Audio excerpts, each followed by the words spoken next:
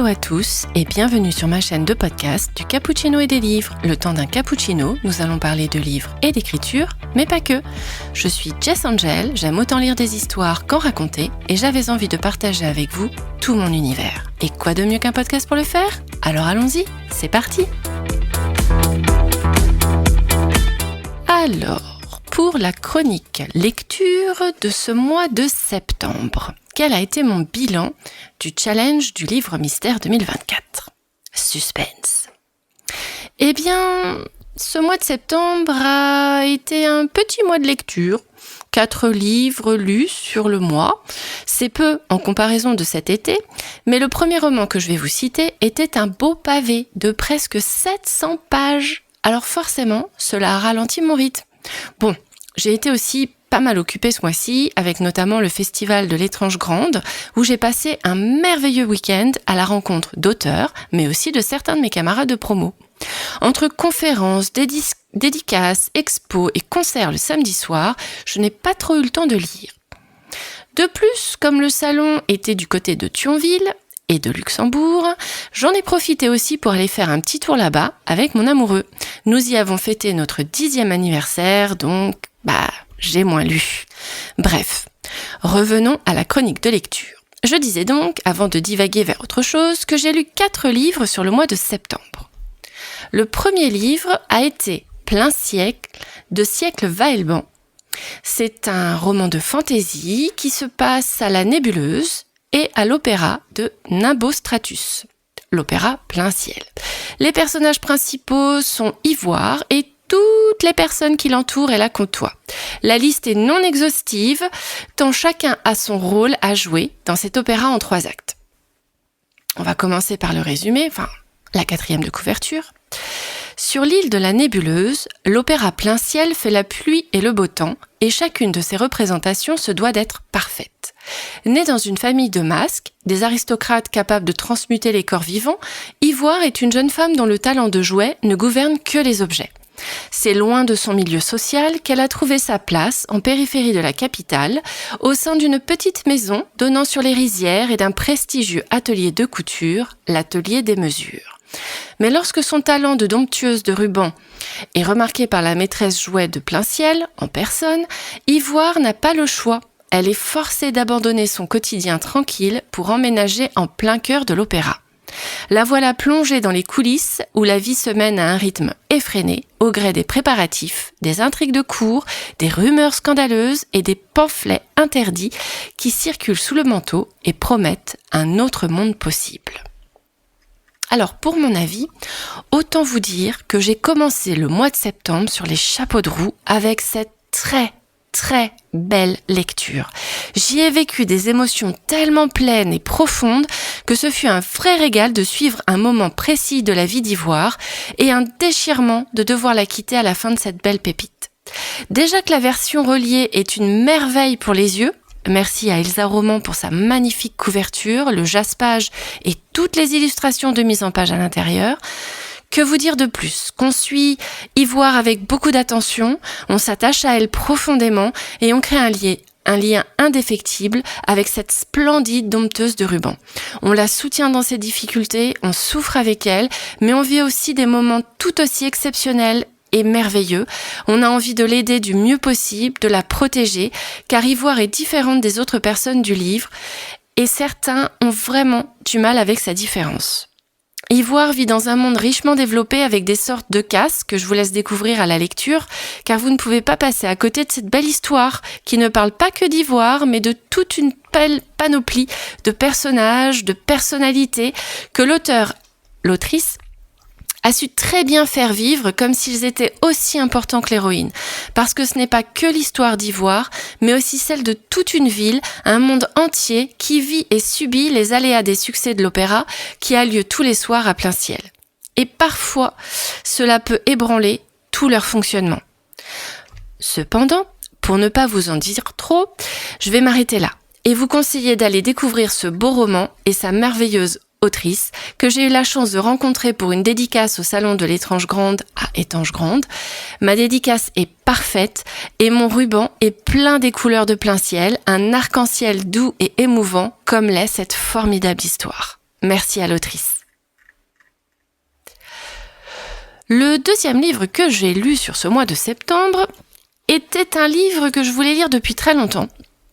Mais je ne savais pas trop à quoi m'attendre, donc je l'ai lu sans trop me poser de questions, et je me suis donc plongée dans le tome 1 de Peggy Sue et les fantômes.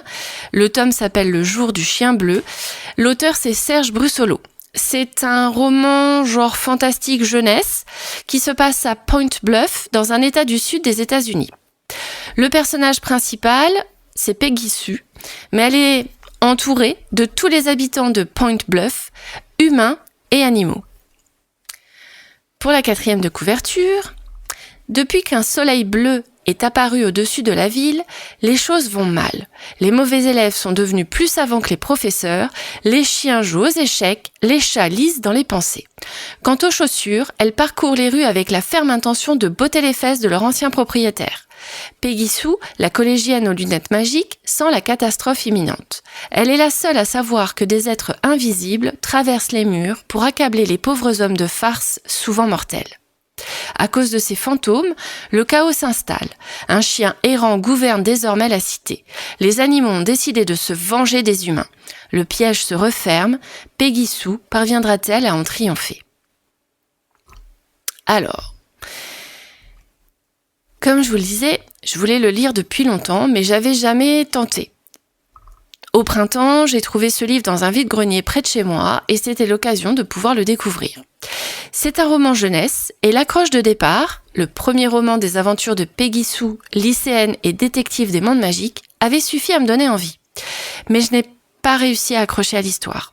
Au-delà du chaos dans lequel la ville de Point Bluff s'enfonce de plus en plus, j'ai eu du mal avec la méchanceté gratuite des invisibles, ou fantômes. Cependant, on y retrouve les ingrédients d'une histoire qui ne peut que plaire aux enfants. Une héroïne attachante et sympathique, un chaos qui devient presque une sorte d'apocalypse et qui parfois est comique et parfois fait réellement réfléchir sur des sujets de société. Alors si vous ne connaissez pas, laissez-vous tenter. Le 3e livre que j'ai découvert pendant ce mois de septembre, c'est le tome 1, La 9e maison de Leigh Bardugo. C'est un policier fantastique qui se situe à l'université de Yale à New Haven. Le personnage principal est Galaxy Stern, dit Alex Stern. En résumé, Alex, Galaxy Stern, a vécu une adolescence chaotique. Élevée à Los Angeles par une mère hippie, elle a abandonné l'école très jeune pour se retrouver dans un monde sombre, violent et sans avenir. À 20 ans, elle est la seule survivante d'un massacre inexpliqué et c'est sur son lit d'hôpital qu'elle se voit offrir une seconde chance, rejoindre la prestigieuse université Yale en intégrant la maison l'été. Cette entité, appelée la 9e maison, surveille les 8 sociétés secrètes de Yale. Ces dernières forment les futurs décideurs ainsi que les personnes influentes et pratiquent la magie sous différentes formes, bien souvent sinistres et dangereuse. Alex a été choisie car elle possède un pouvoir rare et mystérieux. Elle peut voir les fantômes. Alors que son mentor a disparu, elle va devoir enquêter sur le meurtre d'une jeune fille. Ce qu'elle va découvrir va bien au-delà de l'horreur. L'incursion envoûtante de Leigh Bardugo dans le fantastique adulte, une histoire de pouvoir, de privilèges, de magie noire et de meurtre au cœur des sociétés secrètes de l'université de Yale. Voilà ce qu'on peut trouver sur la 4e de couverture. Alors, mon avis. Au début, à la lecture de cette 4e de couverture, je me suis dit « Ah, c'est pas mal ». Mais plus j'avançais, plus je m'égarais. L'histoire est racontée en faisant des allers-retours entre présent et passé, et j'avoue que j'ai eu beaucoup de mal au départ à comprendre où allait l'histoire. On découvrait des fils du présent à cause d'un événement du passé, et on avançait un peu comme dans un labyrinthe tout en suivant une carte pour en sortir. Mais au-delà de ça, l'héroïne est intéressante, et son passé sombre. Très sombre. Et on la suit avec beaucoup d'attention. Elle a parfois des réactions excessives. Cependant, lorsque l'on connaît son histoire, on la comprend beaucoup mieux. Car qu'aurions-nous fait, nous, à sa place ? L'enquête est intéressante et le mystère qui court tout au long du livre est bien mené. On a envie de comprendre. L'autrice a réussi son coup. Malgré les méandres du texte, on tourne la page. Sur la couverture est d'ailleurs inscrit impossible à lâcher par Stephen King, qu'on ne présente plus, un roman fascinant par Charlène Harris, autrice de la série de livres True Blood. Tous les deux sont de grands auteurs de romans policiers, de thrillers et tant d'autres. Et du coup, ça peut attirer, ça peut donner envie, ça peut être très intéressant. Et effectivement, je confirme que l'intrigue et le suspense sont assez intéressants, même si parfois on est un peu perdu dans le positionnement des étapes de l'histoire. Mais bon, c'est un roman que je peux vous recommander si vous souhaitez découvrir une histoire autour d'un meurtre qui se passe dans une société secrète d'une grande université américaine. Voilà. Le 4e et dernier livre de ce mois de septembre fut Les Nymphéas Noires de Michel Bussy. C'est un roman policier qui se situe à Giverny, en Normandie. C'est un roman aux 5 prix littéraires. Rien que ça. Tous obtenus a priori, d'après mes recherches, en 2011. Les personnages principaux sont une vieille dame, une gamine appelée Fanette et une jeune institutrice qui s'appelle Stéphanie Dupin, et des policiers, Laurent Serenac, je ne sais pas trop comment ça se prononce, et Silvio Benavides. La 4e de couverture, pour le résumer, nous indique « Le jour paraît sur Giverny. Du haut de son moulin, une vieille dame veille, surveille. Le quotidien du village, les quarts de touristes, des silhouettes et des vies. 2 femmes en particulier se détachent. L'une, les yeux couleur nymphéa, rêve d'amour et d'évasion. L'autre, 11 ans, ne vit déjà que pour la peinture. 2 femmes qui vont se trouver au cœur d'un tourbillon orageux.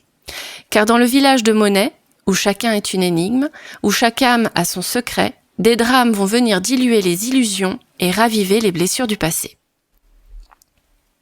Alors, comment dire, sans spoiler cette histoire. C'est mon 2e roman de l'auteur, et j'avoue que je suis aussi mitigée qu'à la lecture de Au soleil redouté, dont je vous ai fait la chronique sur l'épisode 1, si vous voulez vous y référer.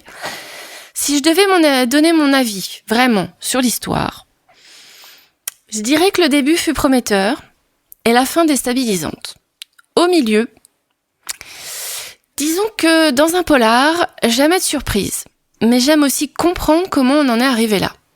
Entre le début et la fin, on suit l'histoire de 3 femmes d'âges différents, chacune avec sa propre intrigue. Et c'est intéressant de voir comment leurs récits peuvent, ou pas, s'entremêler.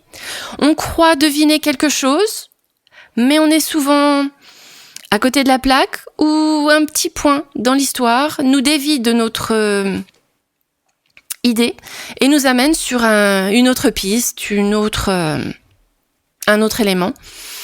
Et pour moi, c'est un peu frustrant, je dois dire. Mais bon, je tire mon chapeau à l'auteur pour la façon dont il amène l'intrigue principale et la révélation finale. D'un point de vue totalement écriture en tant qu'écrivain, c'est réussi. Mais sans vous dévoiler les tenants et les aboutissants, je ne peux pas vous en dire plus sur ma lecture de ce roman policier, malheureusement. Mais bon, avec 5 prix littéraires, vous ne devriez pas être déçus du voyage, et comme me dit, qui ne tente rien à rien.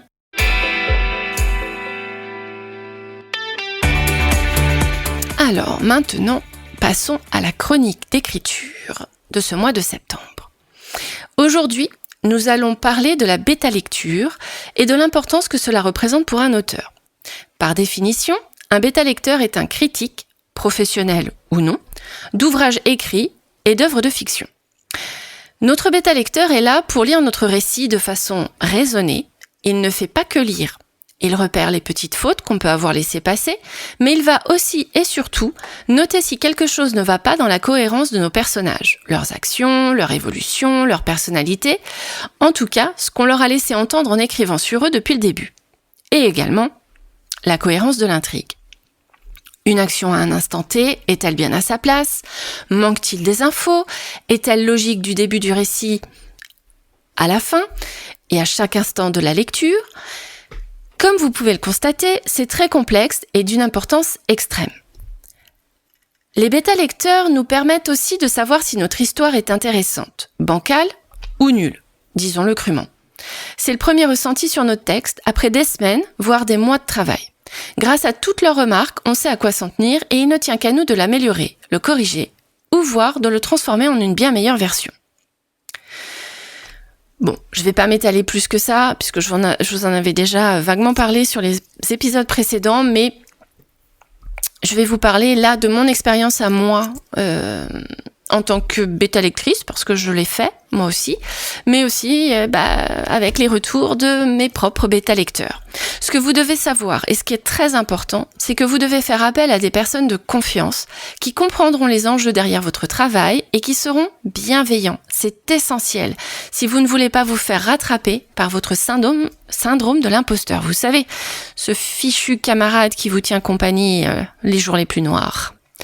Ils peuvent appartenir à votre communauté d'auteurs, merci à ma promo Polaris d'être présente pour nous tous, ou à des personnes en qui vous avez entièrement confiance pour faire des critiques constructives. N'écoutez pas ceux qui vous diront que vous ne valez rien, que ce que vous écrivez est inintéressant, et n'allez surtout pas voir ce genre de personnes toxiques, parce que c'est l'équivalent du syndrome de l'imposteur. Un texte peut être amélioré, mais pour cela, seule une critique constructive vous fera avancer. Il vous faut une personne qui croit en vous. Ou sinon, vous pouvez faire appel à des bêta-lecteurs professionnels qui sont payés ou pas, à vous de voir quels échanges de bons procédés vous pouvez convenir, et qui verront dans votre texte ses qualités comme ses défauts. Ils ne feront pas que pointer vos erreurs ou vous encenser. Ils vous conseilleront, vous suggéreront des idées, et après, vous resterez le maître de votre texte. Il ne tient qu'à vous de les écouter entièrement ou de ne modifier que ce qui vous semble à vous juste pour votre histoire. Voilà à peu près ce que je peux vous en dire, sans me répéter épisode après épisode. Bon, maintenant vous allez me dire, alors, le retour de tes bêta-lectrices, qu'est-ce que ça a donné ? Ton syndrome de l'imposteur a-t-il eu raison ou pas de te faire te sentir au 36e dessous dans l'attente ? Petit rappel sur mon histoire. Pour ceux qui ont suivi les infos sur ma page Instagram, voici mon pitch, qui n'est pas encore au point, mais j'y travaille, croyez-moi. Des jumeaux, Antoine et Amélia, ont hérité de l'appartement et de la librairie de leur grande-tante Marie. Après un accident, Antoine voit le fantôme d'un détective assassiné, Anselme, et ensemble, ils vont devoir collaborer pour élucider le meurtre d'une écrivaine après sa séance de dédicace organisée dans la boutique. Voilà mon pitch. Vous savez à peu près où vous situez.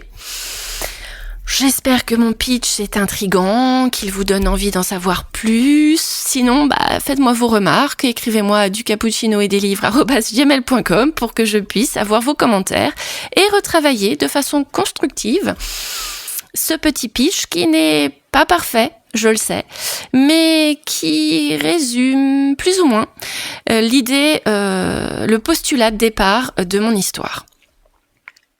Donc, revenons-en à la bêta-lecture. Je n'arrête pas de divaguer. Ça va être un petit peu long comme épisode si je continue à partir à droite et à gauche comme ça. Mais bon, bref, recentrons-nous. J'ai donc fait appel à 2 camarades de promo. Coucou mesdames et merci pour tout votre travail sur mon texte. Et sachez que leur retour a été parfait. Entre points négatifs, conseils et points positifs, yes, il y en a eu. Danse de la victoire de l'autrice satisfaite d'avoir fait son petit effet. J'ai eu, tenez-vous bien, 464 commentaires et 11 pages de retours écrits. Autant vous dire que la première fois, ça fait bizarre. On se dit « Oh, mon Dieu, j'ai tout raté ». On respire, on prend le temps d'encaisser, on se pose. On prend le soin de lire chaque remarque et de se dire « Ah oui, elle a raison. Ah ouais, j'ai peut-être loupé ce passage. Ah là, par contre, je ne comprends pas la réflexion sur ce paragraphe. » Etc., etc. Mais on se dit aussi « Ah, chouette, j'ai réussi ce personnage. Ce passage a fait son petit effet. Finalement, ce n'était pas si mal que ça, ce que j'avais écrit. » Alors oui, d'un côté, j'ai fait des erreurs de conjugaison, de temps de narration, quelques fautes d'orthographe que j'ai laissé passer sans les voir, et ça, oh mon Dieu, vous n'imaginez pas à quel point je me sens gênée. Pour l'une de mes BL, je n'ai pas assez décrit, ni utilisé les 5 sens pour créer une immersion du lecteur dans certains passages. Pour l'autre, mes dialogues n'étaient pas assez vivants, manquaient d'action entre les répliques. Pour l'une, j'avais laissé passer des verbes faibles et je devais réfléchir aux meilleurs termes pour donner du sens à mes phrases. Pour l'autre, certaines de mes phrases ou des mots que j'avais utilisés la sortaient totalement de sa lecture et méritaient d'être retravaillés. Et de l'autre côté, elles ont aimé l'ambiance que j'ai voulu créer entre la librairie où travaillent les jumeaux, Antoine et Amélia, les nombreuses tasses de thé ou de cappuccino qui sont bues tout au long du roman, et mon côté fantastique avec mon détective fantôme. Elles ont su apprécier le déroulement des enquêtes qui sont racontées et se sont attachées à mes personnages principaux, même si je dois retravailler mon antagoniste pour ne pas le dévoiler trop vite. Et l'une d'elles a même son personnage préféré, mon fantôme, Anselme, dont je raconte la vie tout au long du récit et qui, lorsqu'une enquête se présente à lui, se sent de nouveau vivant. Un comble pour un détective mort. C'est une personnalité tout en nuances, mon cher Anselme. De façon générale, mes 2 bêta-lectrices ont souligné le côté cosy de mon histoire, ses personnages attachants, son âme et son potentiel. Je vous laisse m'imaginer faire la danse de la joie lorsque je lis que ce récit a une âme, que c'est un petit doudou, qu'on a envie de le relire au coin du feu et qu'on me demande à quand la suite de leurs aventures palpitantes. Pour un cosy mystery avec un soupçon de fantastique, le pari est presque gagné. Il ne me reste plus qu'à suivre leurs conseils et à retravailler les points négatifs pour rendre cette histoire encore plus passionnante. Restez connectés pour connaître la suite de l'aventure. Ce ne sera pas pour tout de suite, parce que la phase de réécriture, correction, autant vous dire que c'est très, très, très long. Pour l'instant, j'en suis, je crois, qu'à mon chapitre 3. Mais j'ai mixé mon chapitre 2 avec mon chapitre 1, alors bon, ça fait presque 4 chapitres. C'est déjà pas mal. Mais bon, le chemin est encore loin devant moi, mais je m'y attelle le plus possible pour pouvoir vous donner plus d'informations sur ce livre et puis peut-être un jour pouvoir le publier et peut-être, pourquoi pas, me faire repérer par une maison d'édition, hein, n'est-ce pas? On ne sait jamais.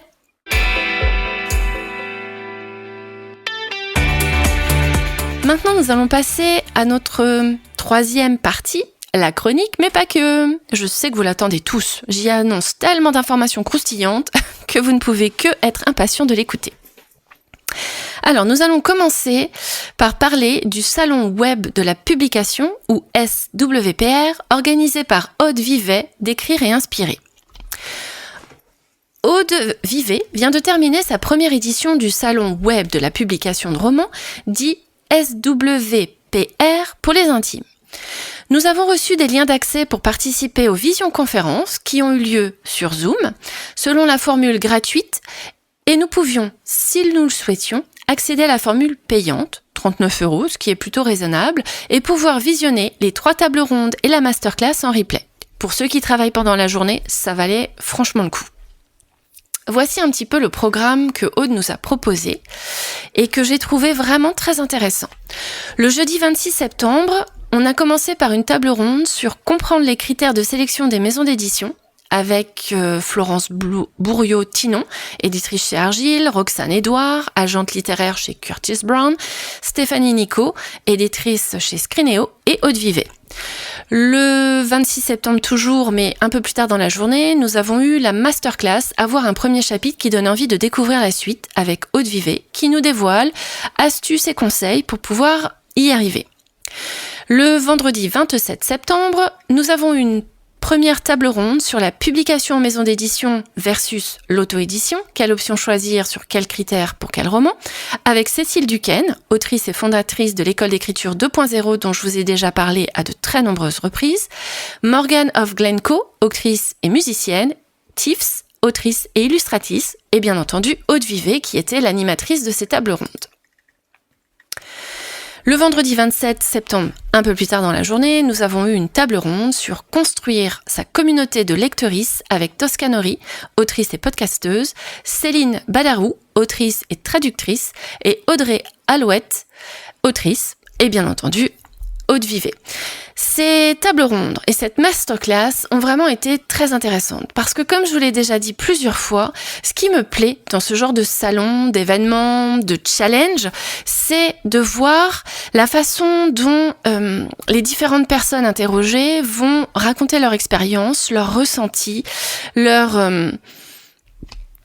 doutes, leurs espoirs, leurs victoires ou leurs défaites. Et je trouve ça, pour une autrice en herbe comme moi, vraiment très intéressant parce que ça nous donne l'impression qu'on n'est pas tout seul, qu'on n'est pas les seuls à vivre toutes ces émotions et que on peut tous y arriver si on y met du sien. En bref, ça m'a plu. Puis, on a eu également accès pendant les 2 jours à un lien Discord pour rencontrer les autres participants, mais aussi discuter et poser toutes nos questions à une équipe complète d'intervenantes. Une agente littéraire, une juriste, des spécialistes en communication ou en marketing, des illustratrices, des graphistes, des correctrices, des coachs littéraires, des bêta-lectrices professionnelles, des formateurs en écriture. Bon, vous voyez un petit peu, divers conseils dans différents domaines, ça peut vraiment aider. Après, ce que moi j'ai moins aimé, c'était un peu plus le côté vitrine. Mais bon, ça nous a donné accès à un catalogue de professionnels auquel nous avons pu auquel nous pouvons être amenés à demander des services pour une future publication et à qui nous pouvions poser des questions en direct pour pouvoir bien choisir la bonne prestation. Il y avait également la possibilité de participer moyennant finance à des ateliers professionnels sur 2 jours, avec au programme 3 ateliers sur des thématiques différentes concernant la soumission éditoriale, comme rédiger son synopsis de soumission, préparer ses soumissions éditoriales, maîtriser les bases et comprendre son contrat d'édition pour pouvoir mieux le négocier. Et il y avait, donc ça c'était pour le samedi 28 septembre, et le lendemain il y avait une thématique qui portait sur la communication d'autrice, avec la newsletter, comment la créer, la faire vivre, ou comment communiquer pour faire connaître son livre à sa sortie, et accroître son audience et son lectorat sur Instagram pour les auteurs. Les différentes intervenantes, c'était Agnès Marot, Mélodie M, Cérine Bouratoa, si vous les connaissez, ainsi que Aude Vivet, Roxane Dambre et Eva de chapitre 13. Il y avait également une mise en place d'une plateforme de coworking virtuel. Moi, personnellement, j'ai pas participé aux ateliers, mais je trouvais vraiment les sujets très intéressants, et si j'avais eu les moyens financiers de pouvoir me le permettre, je pense que j'aurais sauté sur l'occasion de pouvoir profiter pleinement de leurs conseils. Maintenant, j'ai profité du week-end pour visionner les replays des tables rondes et de la masterclass, et ça, c'était vraiment très intéressant. J'ai passé un très bon moment à apprendre plein d'astuces et de conseils pour pouvoir publier un jour mes romans.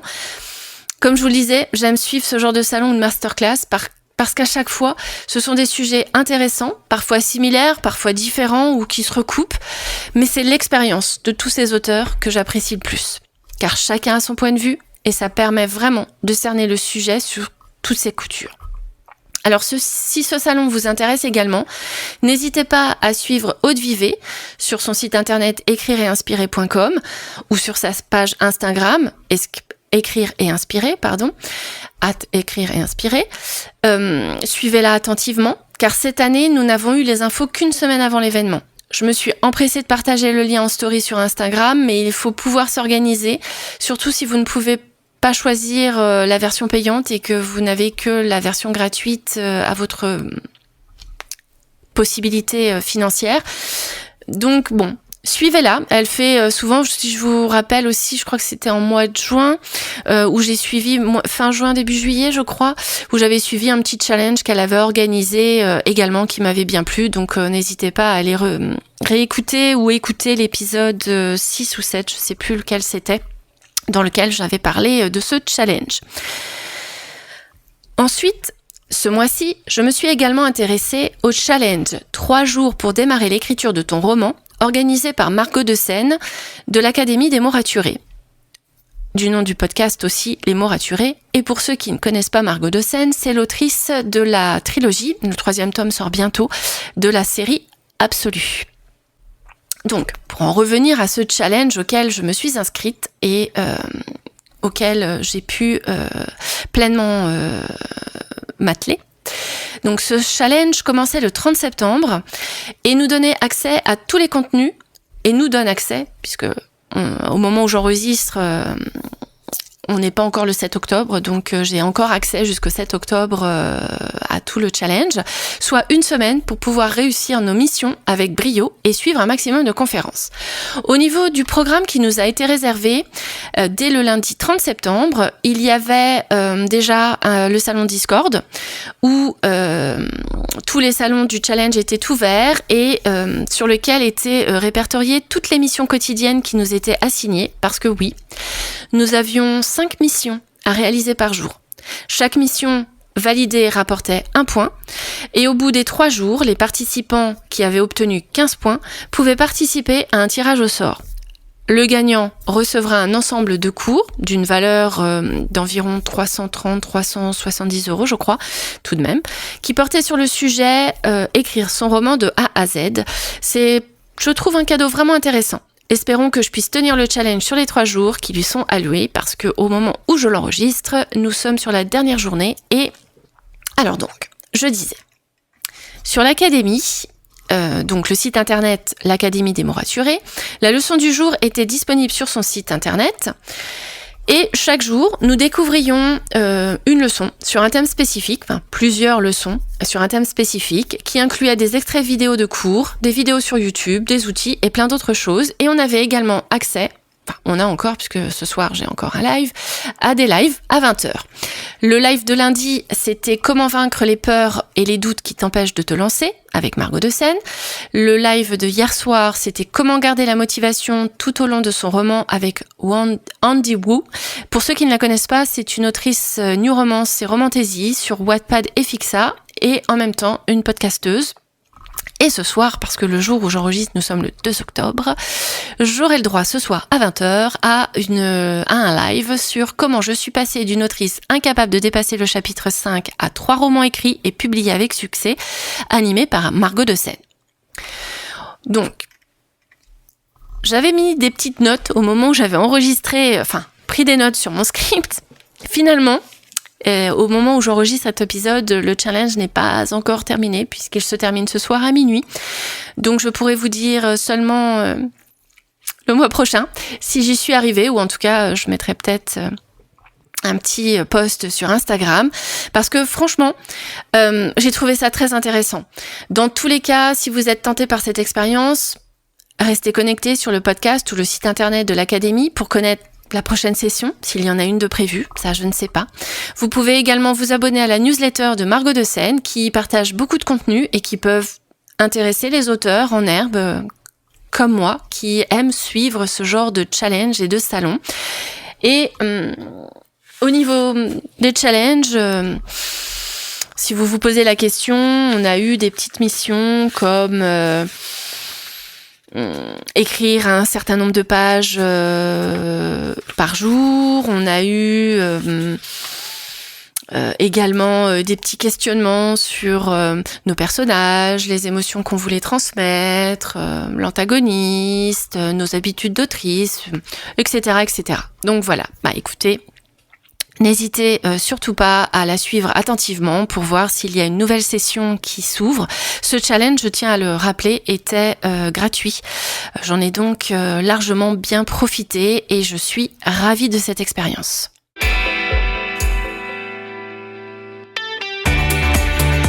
Passons à la dernière catégorie, chronique de notre podcast du jour, qui est la petite question du jour.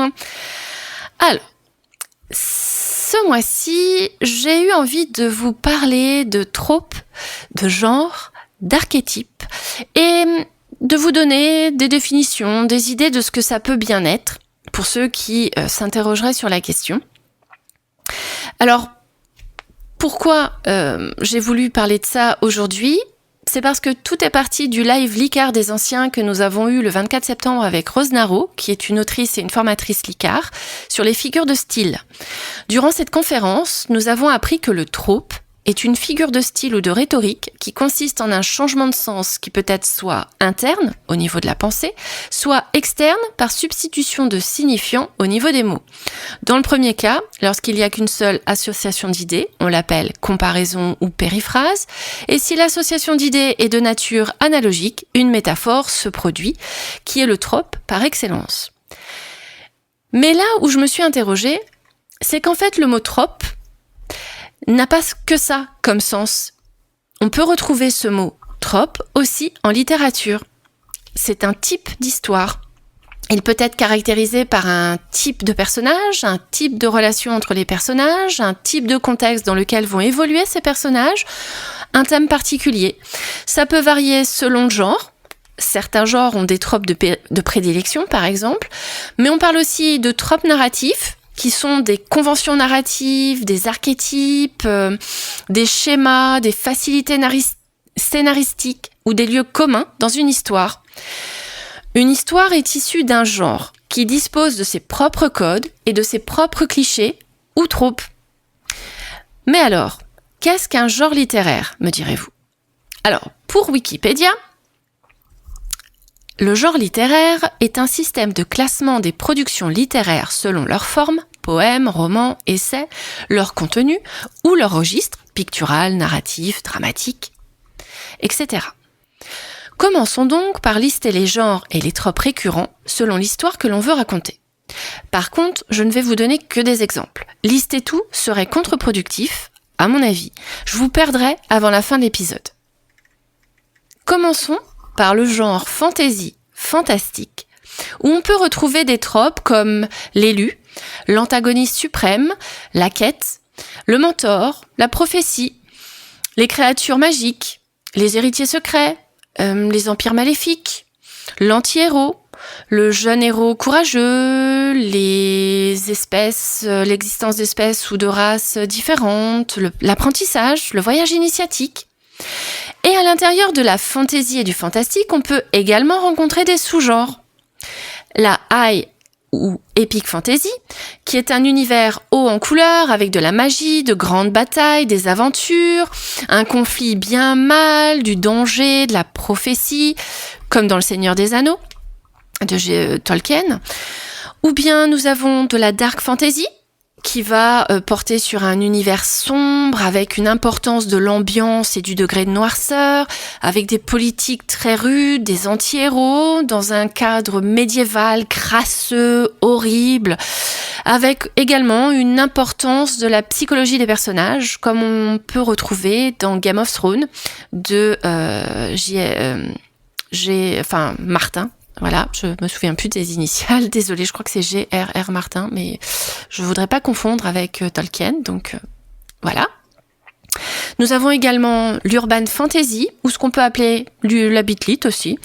C'est situé entre la fantasy et le fantastique. Ça se passe dans notre monde, avec des facettes occultes, ésotériques, avec des éléments cachés des autres ou accessibles seulement aux initiés, avec des vampires, des monstres, des démons, des loups-garous, avec la ville, d'où le mot urban, comme lieu d'arrêt, un cadre donc urbain. On peut retrouver ça par exemple dans la série télé de Grimm.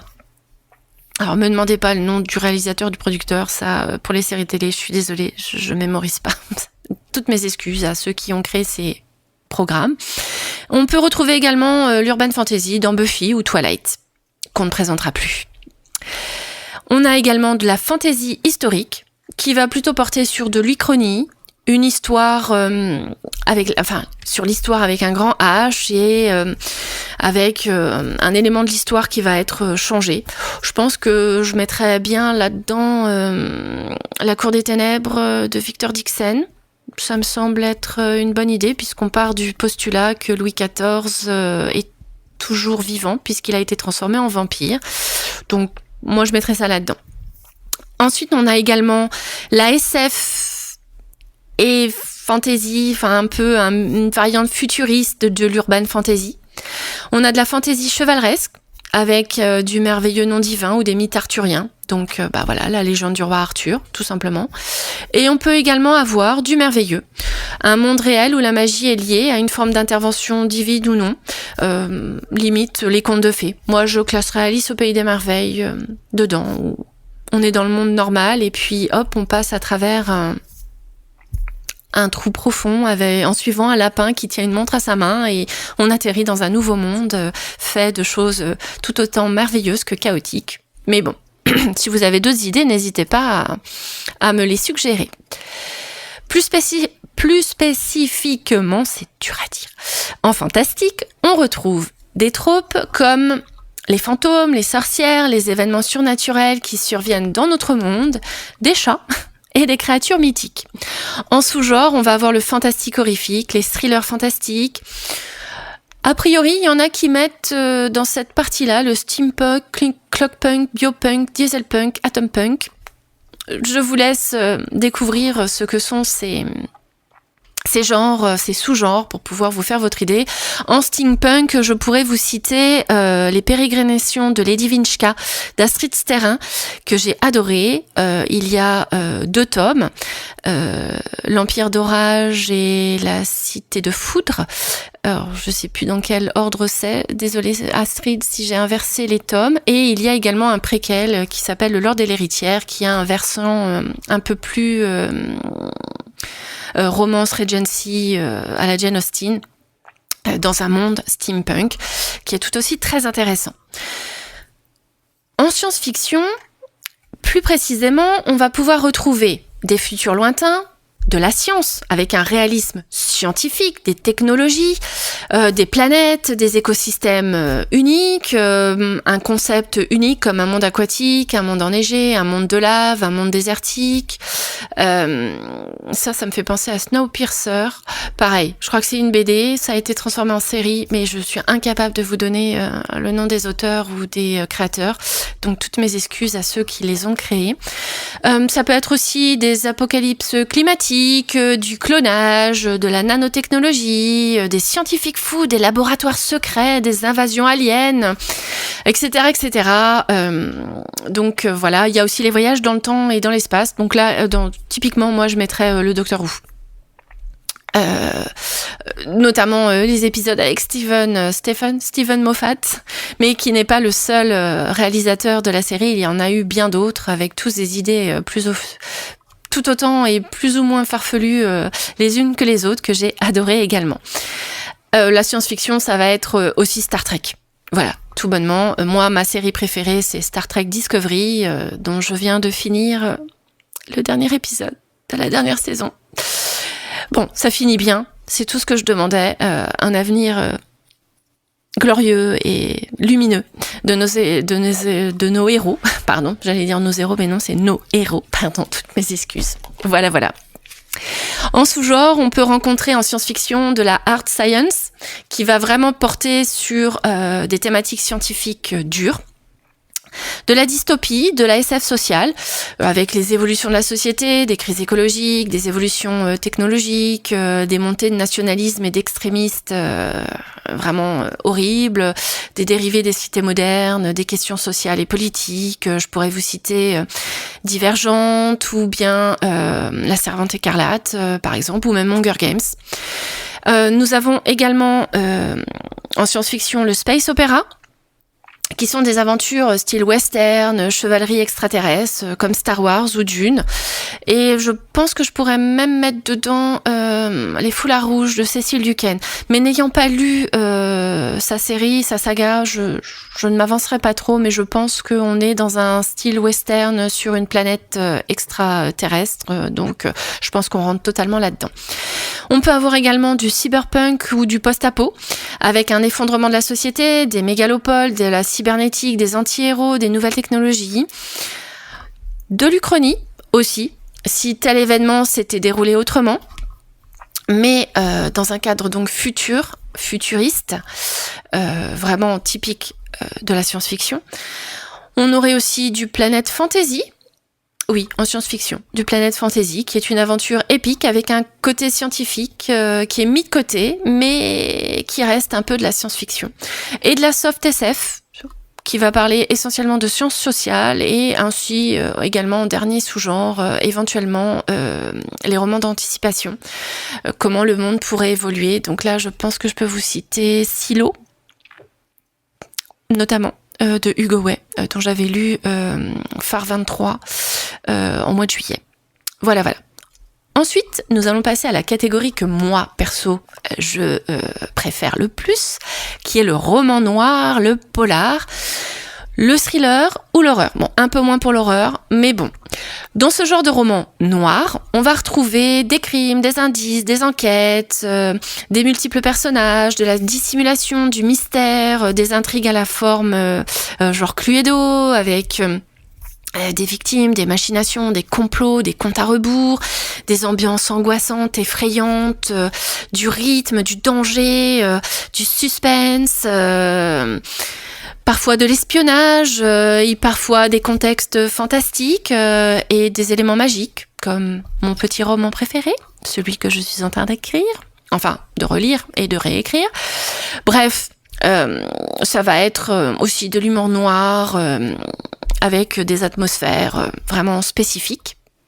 Au niveau du son-genre, vous pouvez retrouver au niveau des romans policiers, des romans à énigmes, qu'on va tout bonnement appeler des romans whodunit, comme on dit, des romans d'espionnage, des policiers historiques, des policiers fantastiques, des policiers humoristiques. Alors là, je peux me référer à la série de polar de Ren Miller, qui a un ton assez sarcastique.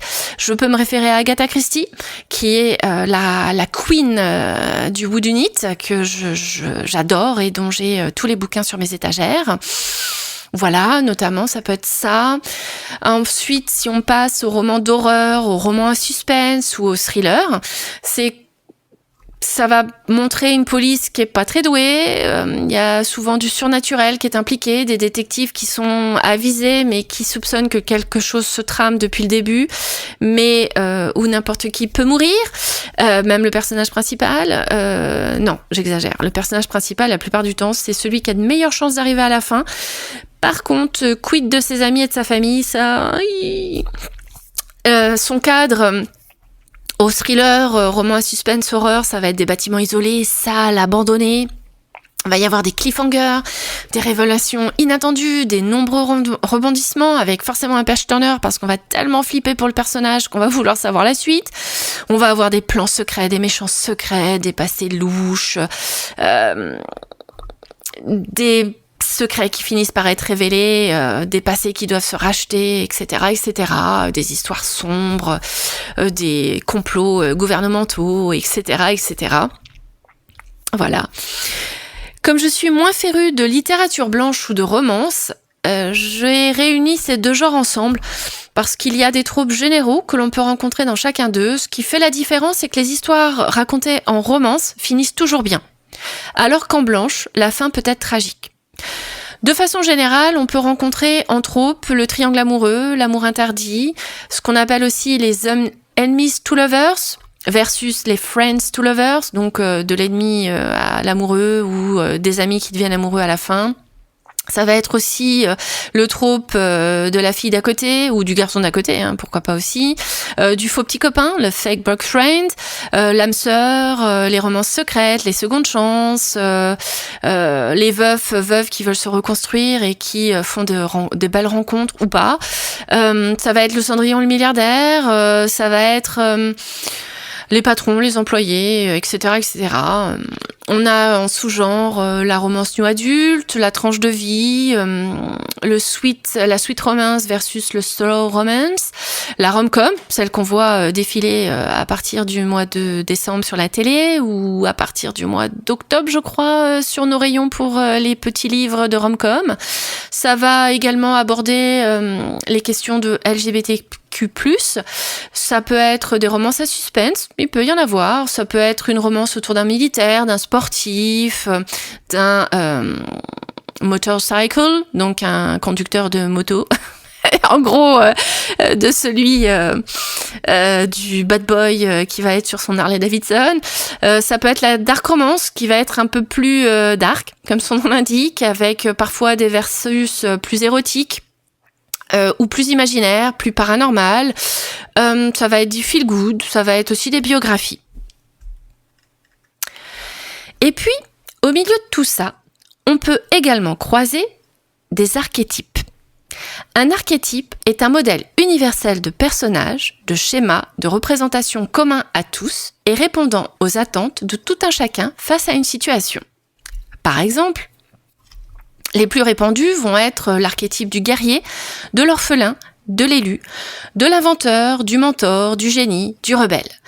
Mais nous pouvons aussi trouver des données plus spécifiques comme l'archétype de l'enquêteur dans le genre du polar, qui va être un génie, un universitaire, un policier, un enquêteur malgré lui, comme Anna Swenson, je crois, dans Meurtre et pépites de chocolat notamment, ou des policiers en rupture avec la société, des alcooliques, des drogués, des âmes plus sombres et plus noires que les meurtriers qu'ils arrêtent. On a également des archétypes en fantaisie, comme celui qui va être dans une phase d'apprentissage, donc le jeune apprenti, avec un mentor. Et du côté des méchants, on peut également rencontrer de façon générale un archétype de l'assassin, dans le genre polar, genre sociopathe, psychopathe, tueur froid et calculateur et vengeur. Mais ça peut être aussi un antagoniste incarné, machiavélique, anti-héros, clown de l'enfer, méchant malgré lui, fou. Un antagoniste désincarné qui est représenté par un concept, un système, une menace, une force maléfique. Et on a aussi l'antagoniste, le méchant, à l'aura puissante, un être hautement dangereux, vraisemblable, avec des comportements logiques, mystérieux, qui suscitent l'admiration, qui est rancunier, opportuniste, ambivalent, déchu. Là, moi, ça me fait penser au Joker. Mais bon, faudrait demander à Batman s'il est d'accord avec moi. Et tant d'autres encore que je ne peux pas citer, sinon mon podcast durerait des heures. Et vous, quels sont vos tropes préférés ou vos archétypes de prédilection ? N'hésitez pas à m'envoyer un mail pour me dire ce que vous en pensez. Bon, ce qu'il faut surtout retenir, c'est que tous ces tropes, archétypes, peuvent se retrouver dans chaque genre. Par exemple, en fantasy, nous pouvons très bien raconter un slow burn avec des combats épiques entre des dragons, avec une figure de mentor tout désignée pour un enfant de prophétie qui va tous les sauver. Les genres se distinguent par leur type d'intrigue, leurs personnages, mais les tropes peuvent se retrouver partout. Et c'est ça qui fait la magie, la richesse et la beauté de la littérature de l'imaginaire. On a autant de combinaisons que l'on veut. Il suffit juste de les mixer et de créer une histoire originale qui saura conquérir le cœur des lecteurs. Alors, auteurs, ne vous privez pas de raconter l'histoire que vous voulez. Il y aura toujours des lecteurs qui sauront apprécier vos choix, la profondeur de vos personnages et leurs intrigues, quel que soit le genre. Et toi, lecteur, laisse-toi convaincre par une 4e de couverture qui mélange de chouettes éléments entre eux. Car lire, je ne le répéterai jamais assez, c'est vivre 1000 vies dans 1000 lieux au travers d'une histoire qui te touchera au-delà des pages. Et voilà, cet épisode vous a parlé de la chronique de lecture de mon mois de septembre 2024, de ma chronique d'écriture avec, oui, de lecture aussi, puisque j'ai relu mes bêta-lectures, et du coup, je vais réécrire en suivant les conseils de mes bêta-lectrices. La chronique mais pas que sur les salons et les challenges autour de l'écriture qui ont eu lieu fin septembre et auxquels j'ai participé avec ravissement. Et la petite question du jour sur ce qu'est un genre, un trope et un archétype. Et voilà, ce nouvel épisode de podcast est fini. J'espère que cela vous a plu et que vous avez fait le plein de nouvelles découvertes pour compléter vos wishlists de livres ou de séries à regarder ou de challenges à suivre en tant qu'auteur en herbe. Si vous êtes resté jusqu'à la fin, c'est que vous avez aimé. Alors n'hésitez pas à vous abonner pour avoir le prochain épisode dès sa sortie, à liker et à partager. Et si vous le souhaitez, vous pouvez me retrouver sur ma page Instagram @jess_angel ou vous pouvez m'envoyer un mail à ducappuccino-et-des-livres@gmail.com. Vous pouvez également vous inscrire à la newsletter en cliquant simplement sur s'abonner. Je vous y annonce l'arrivée des nouveaux épisodes et des sujets du mois abordés dans les grandes lignes. Merci pour votre écoute et à très vite pour la suite.